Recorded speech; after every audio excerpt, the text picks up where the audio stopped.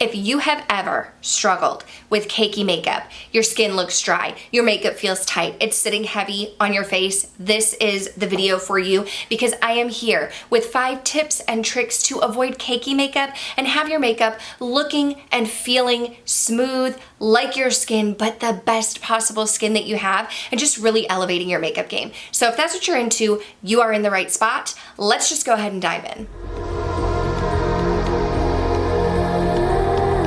Before we get into the video, if you are new, hello and welcome. My name is Kelly and I love all things makeup and beauty. I love talking, I love makeup, I love talking about makeup. If you like to chat about makeup too, you are in the right spot. I do have dry skin. So I wanna say this video I feel like is going to be useful for anybody who is struggling with dry, cakey makeup and your makeup just looks like it's bunching up, but especially my friends with dry skin like me. It can be very easy to just make simple mistakes that make your makeup look heavier than it really is, and it sits on top of your skin instead of becoming a part of your skin. So I have some tips and tricks. I have some demos. I'm going to use some makeup products and apply them to my skin in a demo. I have this side here, which is definitely feeling tight. The makeup is bunching up. It is feeling cakey. And then over here is how I would normally do my makeup. It is dewy, it is luminous, it is hydrated. Let's go ahead and dive in.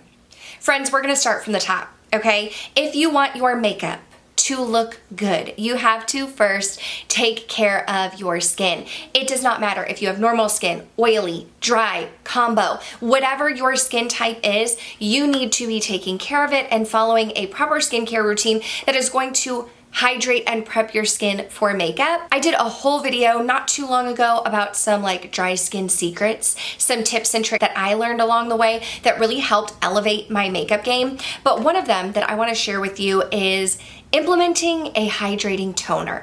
Any kind of toner will work. If you have oily skin, maybe you need a toner that's going to combat your oils. If you have sensitive skin, maybe going in with a toner that's going to really help hydrate your skin and create a little barrier, protect your skin from whatever it's going to encounter in the environment. For me, I have dry skin. So going in with my Laneige toner and moisturizer, I have used this for years. Like, this toner is magic for me. I will wash my face and then go right in with a toner, and you'll see in the demo, I like to put a couple pumps or a couple squirts into my hand and press it into the skin, but I will do this a couple times to really nourish and hydrate the skin. I want it to be like a tall drink of water, right? I want to prep my skin, I want it to be hydrated, I want it to be plump so that it is ready for makeup application. And I feel like it took me years to implement a toner in my routine. I would just go in with my face wash and then slap a moisturizer on top. But I've noticed that when I use a toner in my routine, it really helps to give an extra boost of hydration. And that extra boost of hydration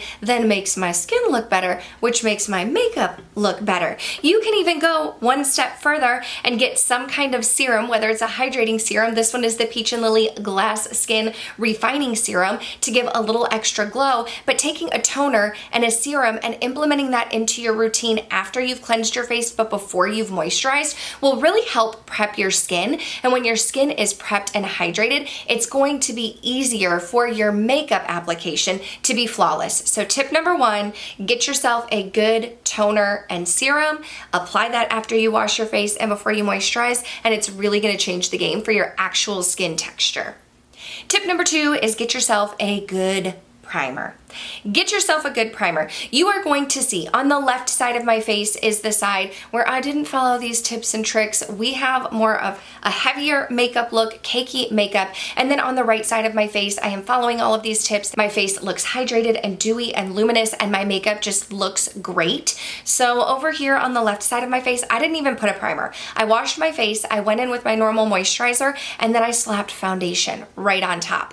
But if you get yourself a good primer, one of my favorites, and I know my friend Heather Austin has the opposite skin type of me. She has oily skin, she loves this, but for my dry skin friends, go in with the Glow Recipe Watermelon Glow Niacinamide Dewdrops. It is very nourishing, it is very hydrating, and it gives my skin a dewy, luminous glow that is going to translate through the foundation that I'm gonna wear. It really preps my skin and gives me that extra boost that I need. But you can also go in with something like the Auric Glow Lust. There have been times where I've use this as an all-over primer. There's one from Charlotte Tilbury, there's one from e.l.f., but some kind of luminizer like this, I'm going to target it today just on the high points of my face and on my brow bone, because I really feel like my Glow Recipe Dew Drops do a great job of prepping my skin and getting it ready for the next step. But going in with a luminous base, but that doesn't have glitter specks, is really gonna help shine through the foundation. That's ultimately what the Auric is doing for me, is it is shining through my foundation. There have been times where I have mixed it with a foundation, but I like to put this just kind of on my cheekbone area in like a little backward C, and I feel like it just makes my skin look a little bit more alive, a little bit more boosted. So tip number 2, get yourself a good primer. It doesn't have to be these two, but get yourself a good hydrating primer if you have dry skin, and start with that. Let it soak in for a couple minutes before applying foundation.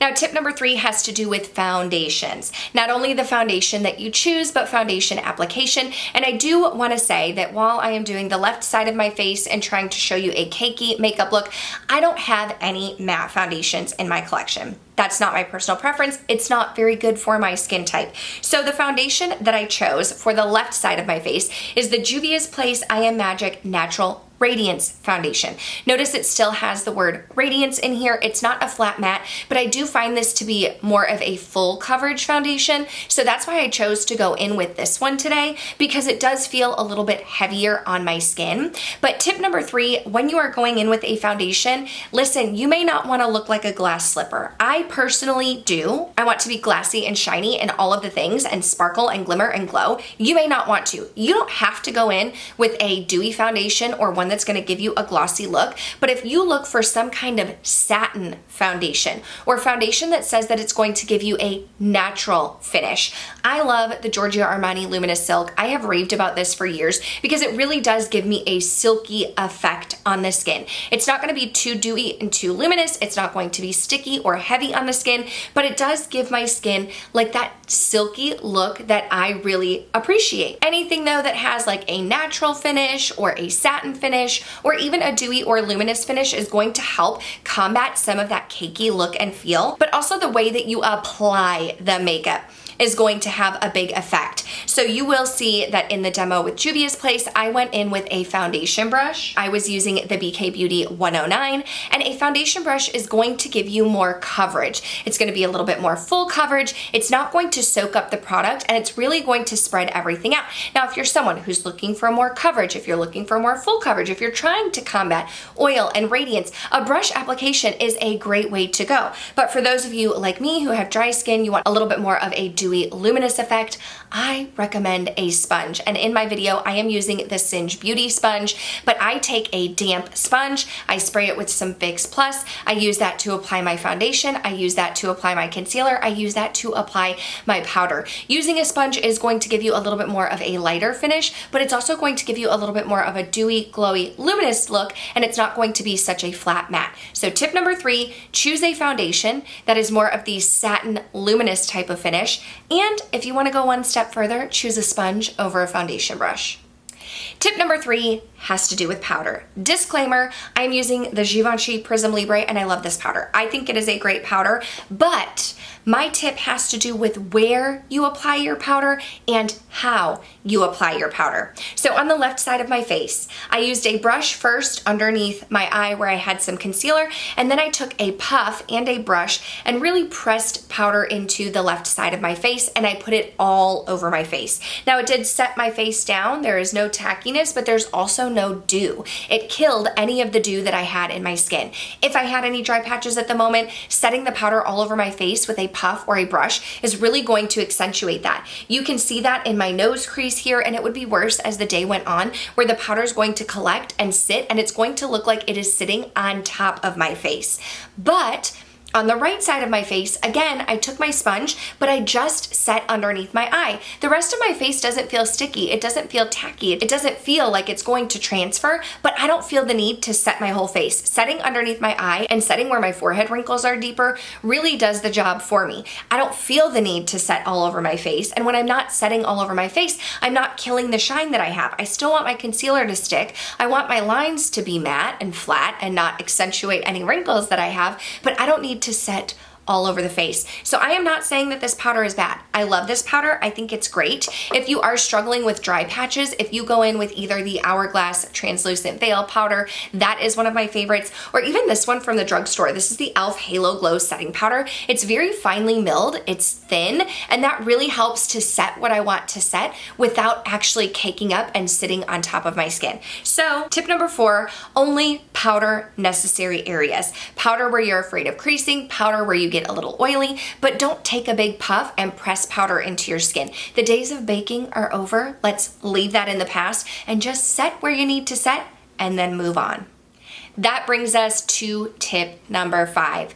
Get yourself a hydrating setting spray. I have been swearing by the MAC Fix Plus for years, y'all. I love this stuff. MAC Fix Plus is my jam. It is a holy grail. I love it. I use it for eyeshadow. I use it to spray my whole face. And you'll see in the demo, I did the best I could to just cover the left side of my face and only spray the right. But when you spray your face with a hydrating setting spray, what you're doing is you are helping the powders to soak into your skin. I don't like cream products. I don't want a cream bronzer. I don't want a cream blush. I don't want a cream highlighter.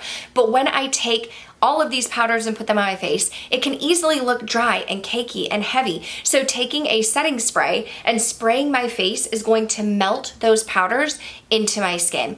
You want to avoid any kind of mattifying sprays. If you have dry skin, it's not going to help bring any luminosity to your face. On the left side today, I didn't even put a setting spray at all. But when I don't set my face with a setting spray, I'm not giving the powders a chance to like melt into the skin and really give my face that hydrated look that I'm going for. So tip number 5, use a setting spray, preferably one that is hydrating.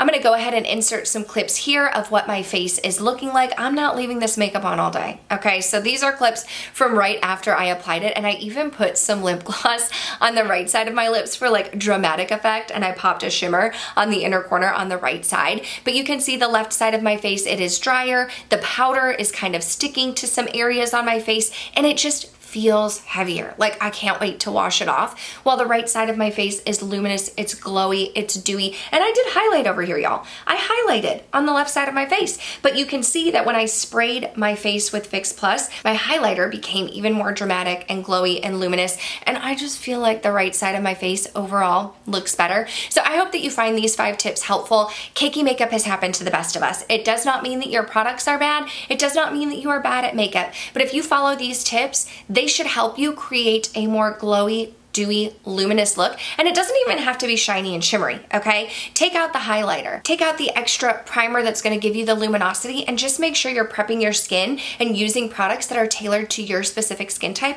And that in and of itself is going to help with cakey makeup. If you found this video helpful, please go ahead and give it a thumbs up. Thank you guys so much for watching. Make sure to subscribe before you go. That way I can see you in the next one. Bye. I need to go wash my face.